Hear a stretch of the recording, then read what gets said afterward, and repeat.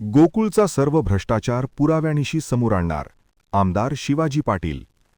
या लढ्यात मुख्यमंत्री व संपूर्ण भाजपा पक्ष माझ्या पाठीशी. बोगस दूध संस्था जर कायम झाल्या तर कायमस्वरूपी गोकुळ दूध संघावर कागल, राधानगरी व करवीरचीच सत्ता राहणार. अधिकारी व बनावट कागदपत्रांच्या आधारे हजारो बोगस दूध संस्थांची निर्मिती झाली आहे. या सर्व संस्था फक्त कागदावरच आहेत.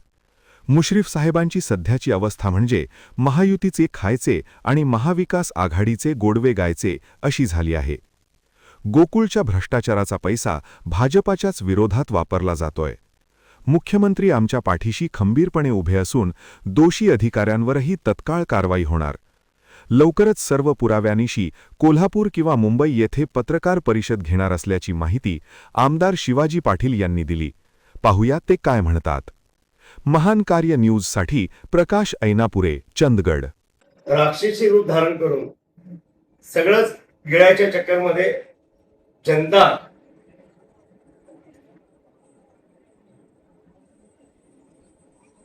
त्यांच्या या हलगर्जी कारभारामुळे त्रस्त आहेत. बोलायची कुणाला हिंमत होत नव्हती. लास्टला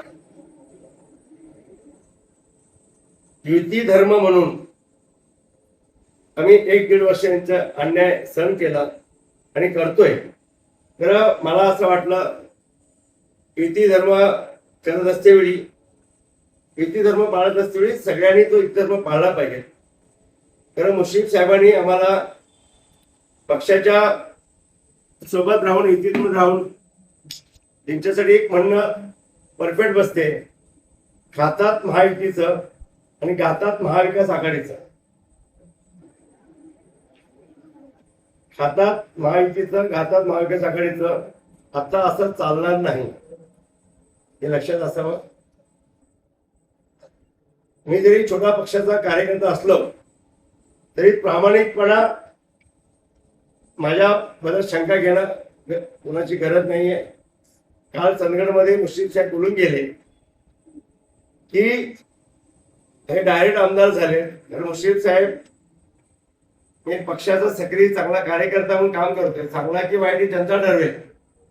तर मी चांगल्या प्रामाणिकपणे देवाभाऊंच्या आशीर्वादाने भारतीय जनता पक्षामध्ये सक्रिय 16 वर्ष काम करतोय. आणि मला माझ्या मतदारसंघात भागातून जर नवीन असलो तर पक्षाच्या रुटीन सगळ्या कार्यात मी माझा सहभाग असतो. मी महाराष्ट्र माथाडीचा अध्यक्ष आहे, मुंबई बेस्टचा अध्यक्ष आहे. कामगार क्षेत्रात काम केलं आणि 2019चा पराभव 1600 मधून झाल्यानंतर 5 वर्षात सातत्यानं खान म्हणून काम केलं. आणि आमदार नसतील सुद्धा 104 कोटीचा फंड मला माझ्या पक्षाने माझ्या विश्वास दाखवून केला. आणि जनतेतून एकदा थोडक्यात विजय हुकला होता. तर ह्या वेळेला जनतेने मला 1600 मध्ये पराभव झाल्यानंतर 25,000 मतांनी मला निवडून दिले. याचं गांभीर्य आपण घ्यावं. आणि मी अपक्ष आमदार म्हणून महाराष्ट्रामधला एकमेव आमदार आहे. आपण ह्याचा पण गांभीर्य विचार करावा. आपण मंत्री महोदय आहात, मोठे आहात, याचं मी मान्य करतो. त्याला एक छोट्याशा कार्यकर्त्याला असा अपमान करू नका, मी विनंती करतो. आणि आपण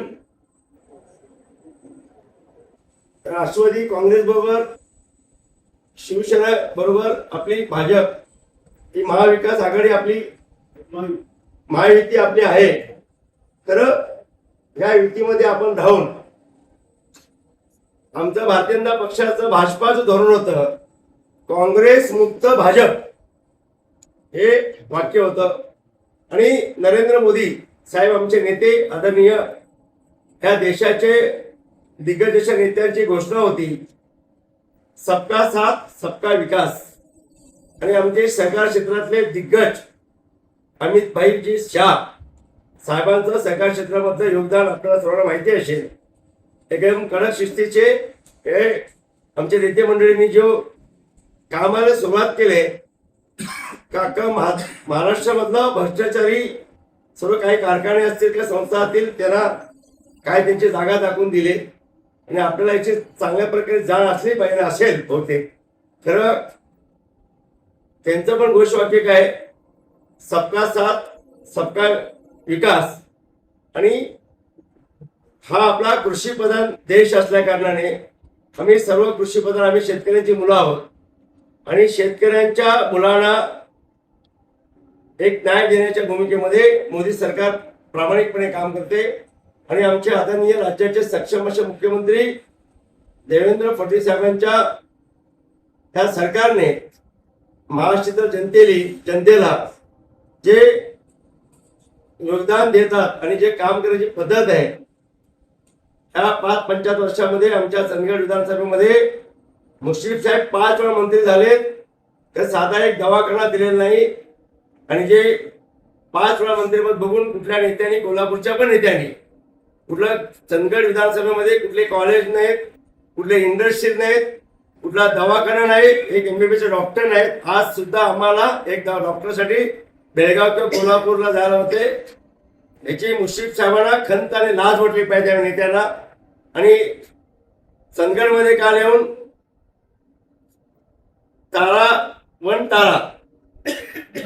वन तारासाठी तुम्ही करता आज कामाची सुरुवात मी बोलायला लागते तर बोलतो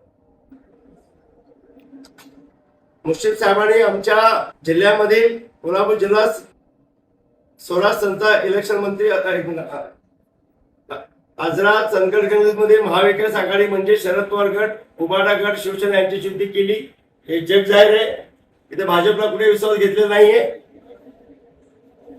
आणि जे आपलं वाक्य वाक्य आहे आपलं की भाजप आपलं काँग्रेस मुक्त भाजप मुश्रीफ साहेबांनी त्यांचं घोषणा नाही केली की त्यांचं काम उलट काय चाललंय भाजप मुक्त राष्ट्रवादी काँग्रेस याच्यासाठी पक्षाचे नेते गांभीर्य घेतील तर मी पुराव्याशिवाय बोलत नाही आणि आज चंदगड आझाद मध्ये उबाडा बरोबर त्यांनी युती केली शिवसेना युती केली आणि आमचे सगळे उमेदवार पाहण्यासाठी प्रयत्न केले आणि सक्सेस झाले आणि त्याचबरोबर राधानगरीमध्ये बुदरगडमध्ये राष्ट्रवादी काँग्रेस त्याची शिवसेना उबाडा गट यांची युती केली शाहूवाडी पन्हाळामध्ये उबाडा गट शिवसेनेची युती केली करवीरमध्ये शेतकरी कामगार पक्षाचे माजी आमदार संपत बापू पाटील यांच्या मुलाला क्रांती संपत पाटील यांना राष्ट्रवादीच्या चिन्हावर उभे करून निवडून आणले आजही ते शेकाप पार्टीचे काम करत आहेत त्याचबरोबर तसेच आझाद चंदगड गणेश जिथे काँग्रेस राष्ट्रवादीला मदत केली तिथे काँग्रेसने राष्ट्रवादीच्या विरोधात उमेदवार नाही दिले